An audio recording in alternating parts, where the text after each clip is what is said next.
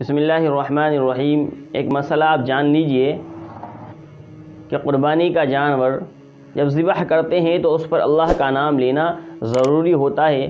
اگر جان بوجھ کر اللہ کا نام نہیں لیا تو وہ جانور مردار کے حکم میں ہوگا اور اس کا گوشت کھانا حلال نہیں ہوگا اور قربانی بھی اس کے ذمے سے ساقط نہیں ہوگی۔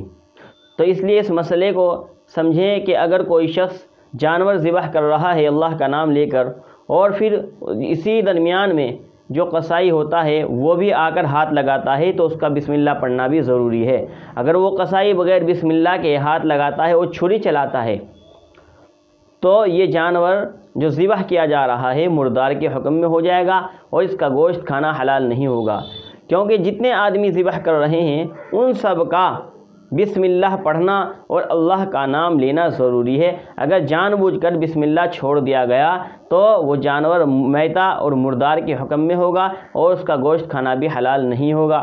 اس لیے جب بھی آپ اپنی قربانی کریں تو اس بات کا خاص خیال رکھیں کہ جتنے آدمی بھی چھری پر ہاتھ ڈالنے والے ہوں وہ تمام کے تمام بسم اللہ اللہ اکبر کہہ کر ہی چھری پر ہاتھ ڈالیں۔ ہاں، جو دوسرے حضرات ہوتے ہیں جو جانور کو پکڑے ہوئے ہوتے ہیں ان کا اللہ کا نام لینا یا بسم اللہ پڑھنا ضروری نہیں ہے۔